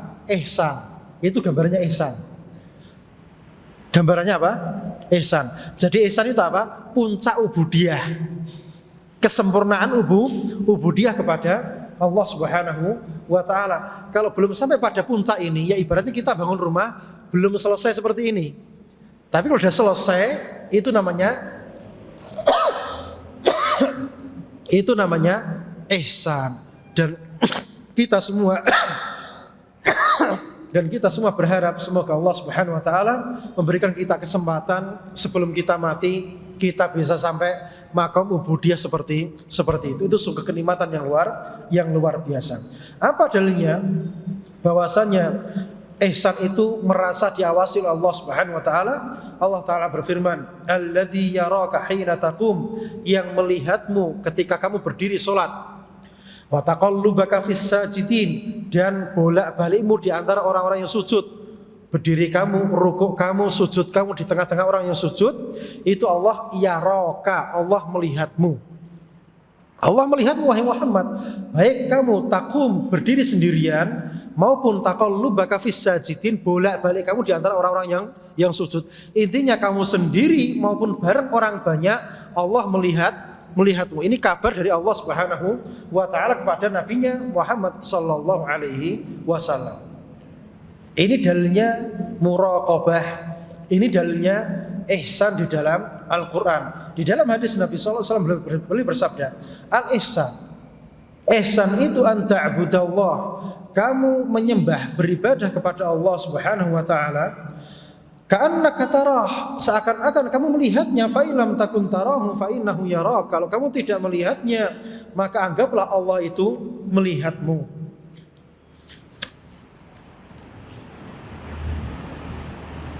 Baik. Sekarang atau kapan? Udah. Baik. Pertanyaan kelima udah selesai. Dilanjut. Ya. Sekarang. Baik. Iya, sekarang kita istirahat dulu, nanti kita lanjutkan. Kayaknya agak ngebut ya. Diajak ngebut siap? Harus siap ya, harus siap. Saya kemarin daurah di Kalimantan juga pakai kitab tapi berbahasa Arab ya. Ngebut ya. Memang ngebut itu salah satu metode belajar kitab. Ini mukadimahnya, antum sudah paham metodenya. Setelah istirahat kita akan ngebut secepatnya sampai selesai biidnillahi azza wa jalla. Barakallahu fikum wa sallallahu ala nabiyyina Muhammad wa ala alihi wa sahbihi wa sallam. Assalamualaikum warahmatullahi wabarakatuh. Bismillahirrahmanirrahim. Assalamualaikum warahmatullahi wabarakatuh. Diberitahu kepada para peserta dan guru besok maupun besok bisa kembali ke tempat masing-masing. Insyaallah kita akan mulai kembali untuk melanjutkan sesi setelah istirahat. Jadi kita bisa melanjutkan kembali untuk pembahasan kita apabila ilmu. Insyaallah nanti untuk sesi yang berikutnya ini kita akan bahas sampai dengan waktu sholat zuhur. Nanti kita akan bahas berarti sampai setengah 12. Pertanyaan bisa dipersiapkan di kertas maupun di kalian langsung bisa melalui mic yang disediakan ini. Baik, kepada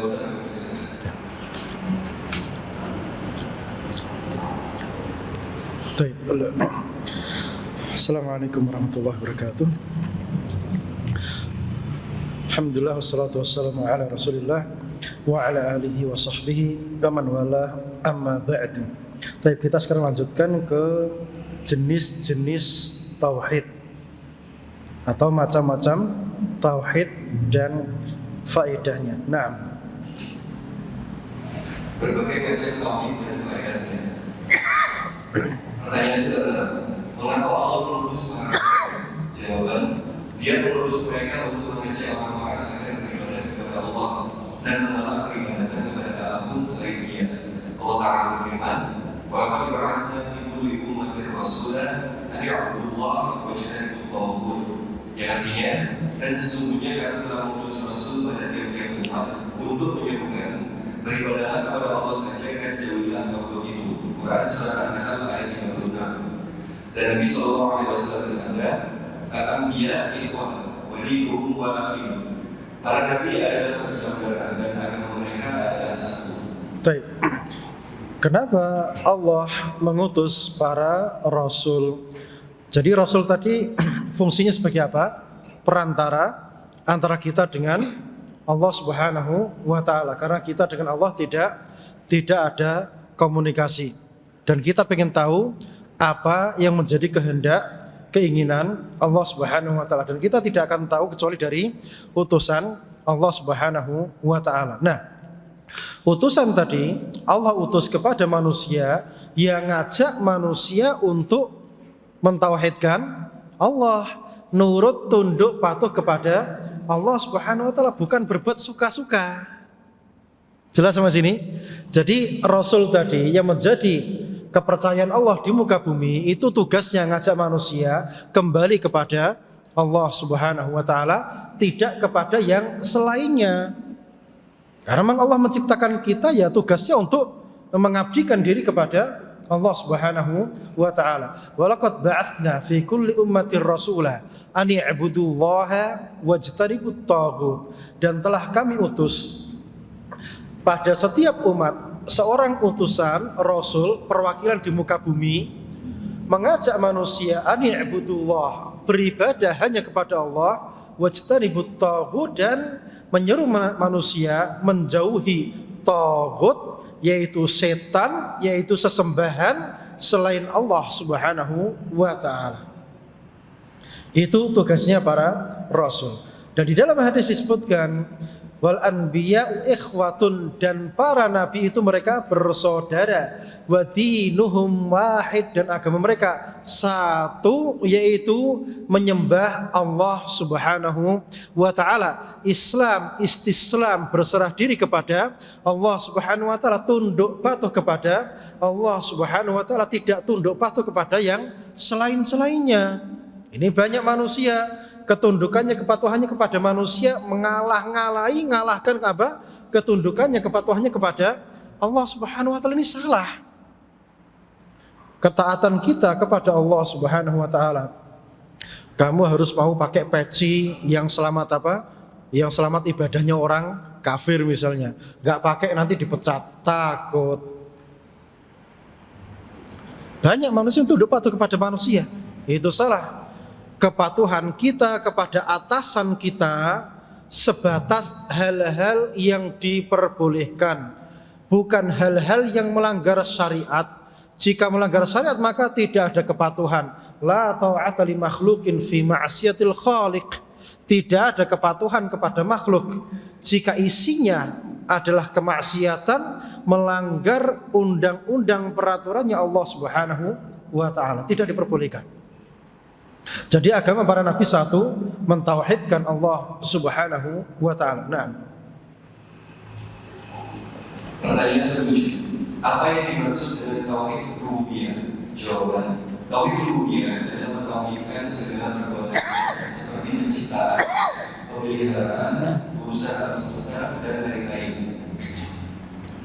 Allah Subhanahu wa taala berfirman, Alhamdulillahirabbil alamin. Segala puji dan nyembah bagi Allah Rabb semesta alam. Quran surat Al-Fatihah ayat 2. Dan Nabi sallallahu alaihi wasallam bersabda, Anta Rabbus samawati wal ardh. Engkau wahai Allah adalah Rabb langit dan bumi. apa itu tauhid rububiyah? Kita kan sering dengar ya, tauhid rububiyah, tauhid uluhiyah, tauhid asma dan sifat. Tauhid itu berarti yang mengesahkan. Maksudnya esa itu apa? Ya tidak disematkan kepada yang selainnya. Jadi tatkala kita mentauhidkan Allah, ya berarti kita hanya mentauhidkan Allah Subhanahu wa taala. Dalam bab rububiyah, rububiyah itu adalah perbuatan Allah Subhanahu wa taala. Allah sebagai zat, Allah sebagai Rabb. Jadi Allah itu menciptakan kita, Allah memberikan kita rezeki, Allah menghidupkan, Allah mematikan. Maka sifat-sifat ini, perbuatan-perbuatan ini tidak boleh disematkan kepada selainnya. Ada pencipta selain Allah, ini kafir. Ada yang memberi rezeki selain Allah Subhanahu wa taala, ini berbuat kesyirikan ini. Kesyirikan dalam bab apa? Rububiyah, dan ini lebih buruk daripada kesyirikannya orang-orang jahiliyah. Kenapa demikian? Dikarenakan orang-orang jahiliyah mereka kesyirikannya dalam bab uluhiyah, bukan dalam bab rububiyah. Tatkala mereka ditanya, siapa yang menciptakan langit dan bumi? Jawaban mereka apa? Allah. Wala in sa'altahum man khalaqas samawati wal arda la yaquluna Allah. Jika kalian tanya kepada mereka orang-orang musyrikin jahiliyah, siapa yang menciptakan langit dan bumi? Jawabannya apa? Allah. Jadi dalam bab rububiyah mereka mengakui rububiyahnya Allah Subhanahu wa taala. Jadi kalau ada orang dalam bab rububiyah berani mengatakan yang jaga alam semesta ini wali kutub misalnya, lebih buruk daripada orang-orang jahiliyah. Ada seperti itu? Ada atau tidak? Ada. Punya keyakinan apa? Yang jaga alam semesta ini wali kutub itu. Kalau walinya mati gempar nanti bisa hancur katanya. Dari mana keyakinan seperti itu? Itu lebih buruk daripada keyakinannya siapa? Orang-orang musyrikin jahiliyah. Jadi rububiyah itu perbuatan-perbuatan itu hanya Allah yang punya perbuatan itu, yang lainnya tidak punya. Jika disematkan kepada selainnya maka jatuh dalam apa? Kesyirikan dalam bab dalam bab rububiyah. Jadi intinya rububiyah itu Allah sebagai Rabb. Allah itu perbuatannya apa saja kita mengenalinya, dan itu tidak boleh disematkan kepada selain Allah Subhanahu wa taala. Itu namanya tauhid rububiyah. Beda dengan tauhid uluhiyah. Tauhid uluhiyah itu ucapan perbuatan kita diarahkan kepada siapa? Ditujukan kepada siapa? Kalau kita orang Islam kita tujukan kepada Allah Subhanahu wa taala. Kita cari nafkah untuk apa? Untuk anak istri kita. Ya atau tidak? Kenapa demikian? Ya karena ada perintahnya. Karena laki-laki kalau sudah menikah dia punya kewajiban 3M ya. mat'am, maskan, malbas. Dia wajib memberikan istrinya makanan, maskan tempat tinggal, malbas pakaian. Ini kewajiban dia dari Allah Subhanahu wa taala. Berarti dia cari nafkah untuk menafkahi anak istrinya itu dalam rangka ibadah kepada Allah Subhanahu wa taala. Ini namanya tauhid uluhiyah. Jadi perbuatan kita, ucapan kita ini ditujukan kemana? Jika ditujukan kepada Allah Subhanahu wa taala namanya tauhid, jika tidak namanya syirik. Jelas sama sini. Salat ditujukan untuk siapa? Pengen dilihat orang biar apa? Dianggap sebagai orang yang khusyuk misalnya. Dianggap sebagai orang yang ahli ibadah, maka jatuh pada kesyirikan. Karena apa? Niatannya untuk selain Allah Subhanahu wa taala. Sudah paham perbedaan rububiyah dan uluhiyah? Jadi rububiyah dari sisi Allah itu siapa? Uluhiyah dari sisi kita sebagai hamba. Kita ini berbuat untuk siapa? Sudah jelas? Jadi Allah itu siapa? Perbuatannya apa? Jika disematkan kepada selainnya, maka ini jatuh pada kekufuran. Kita sebagai hamba berbuat, berucap untuk siapa? Jika ditujukan kepada selainnya, maka namanya syirik. Jadi syirik itu hukum asalnya pada bab uluhiyah, bukan dalam bab rububiyah.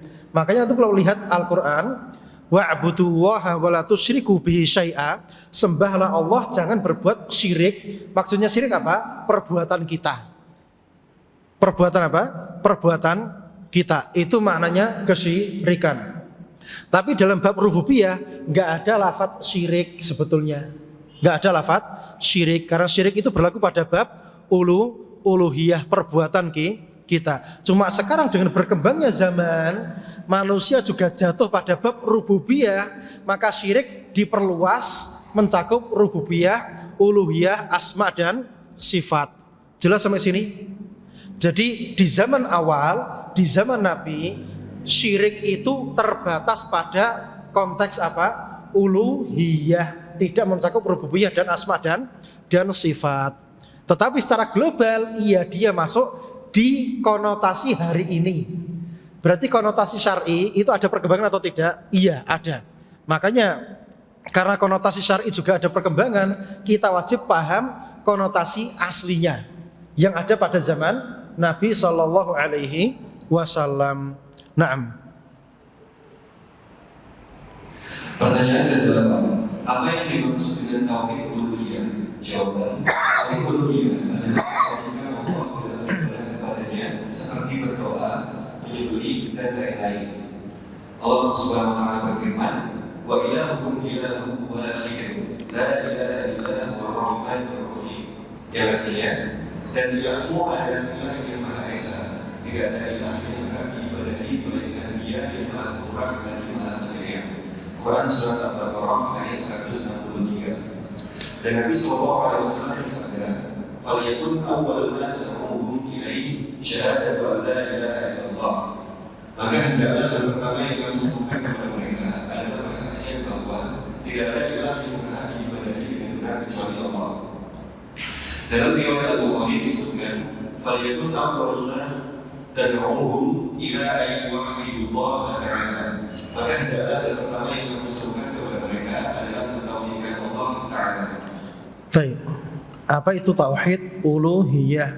Tauhid uluhiyah, seorang hamba menjadikan ibadah dia, ucapan perbuatan dia itu untuk siapa? Untuk Allah Subhanahu wa taala. Berdoa dia, sholat dia, menyembelih dia, ucapan baik dia, sedekah dia lillah, untuk siapa? Allah. Jadi bedanya rububiyah sama uluhiyah apa? Uluhiyah itu perbuatan hamba. Rububiyah perbuatan siapa? Perbuatan siapa? Allah Subhanahu wa taala. Uluhiyah perbuatan hamba, ditujukan kepada siapa? Kalau rububiyah perbuatan Allah, ini tidak boleh disematkan kepada selain Allah Subhanahu wa taala. Jelas sampai sini? Wa ilahukum ilahu wahid. Dan ilah kalian, ilah itu apa? Ma'luh. Ma'luh itu apa? Al-ma'bud, yang disembah, yang diibadahi. Ilahun wahid, sesembahan yang satu. La ilaha illahu, tidak ada ilah ma'bud sesembahan kecuali Dia yang berhak disembah. Ar-Rahmanur Rahim, yang punya sifat Rahman dan Rahim. Wa qala sallallahu alaihi wasallam falyakun awwalu ma tad'u ilaih, dan jadikanlah yang pertama kali kalian dakwahkan syahadah, kesaksian la ilaha illallah, tiada sesembahan illallah. Jadi syahadat kita itu syahadat uluhiyah, bukan syahadat rububiyah. Jelas sampai sini, Pak? Jadi syahadat kita rububiyah atau uluhiyah? Uluhiyah. Tetapi di terjemahan sering apa? Diterjemahkan dengan syahadat rububiyah. Tidak ada Tuhan selain Allah. Salah. Yang benar apa? Tidak ada ma'luh, tidak ada ma'bud, tidak ada sesembahan yang berhak disembah kecuali siapa? Allah Subhanahu wa ta'ala. Itu terjemahan salah itu. Tapi tersebar di mana-mana.